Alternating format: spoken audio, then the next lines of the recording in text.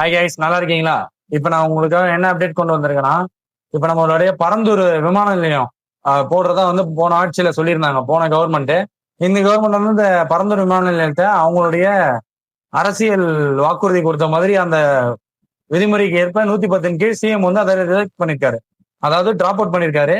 இந்த புதிய தகவலை வந்து உங்களுக்கு தெரிவிச்சுக்கிறேன். பரந்தூர் விமான நிலையம் அந்த இடத்துல வரப்போறது கிடையாது. இதற்கான புதிய இடம் எங்க தேர்வு செய்யறாங்கன்றதையும் அவர் பின்னர் அறிவிக்கிறதா சொல்லியிருக்காரு. இது மட்டும் இல்லாம நம்மளுடைய கௌரவ விரிவுரையாளர்கள், அதாவது நம்மளுடைய லெக்சரர்ஸ் இருப்பாங்க, கெஸ்ட் லெக்சரர்ஸ், அவங்களுக்கான மாதாந்திர தொகுப்பூதியம் வந்து 30,000 இருந்துச்சு. அதை 35,000, அதாவது 35,000 அவரு மாத்திரன்னு சொல்லியிருக்காரு. அதாவது ஏத்தி தரேன் அப்படின்னு சொல்லியிருக்காரு.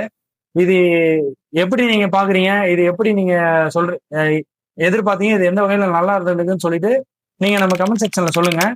உங்களுக்கு இந்த அப்டேட் எல்லாம் கொடுக்கறதுக்கு நம்ம இருக்கோம். அதனால துரோகி கலை டாக்ஸை சப்ஸ்கிரைப் பண்ணி ஃபாலோ பண்ணிக்கோங்க. இந்த 30,000 இருந்து 35,000 அதிகரிச்சிருக்கிறதும், அதே போல அரசு பாலிடெக்னிக்ல பணிபுரியும் கௌரவ விரிவுரையாளர்களுக்கு 25,000 இருந்து 35,000 அதிகப்படுத்திருக்கிறதும் நினைச்சு நீங்க எந்த வகையில ஃபீல் பண்றீங்கன்றத சொல்லுங்க. மேலும் இது போன்ற தகவலுக்கு துரோகி கலை டாக்ஸை சப்ஸ்கிரைப் பண்ணீங்க. டாடா பாய்.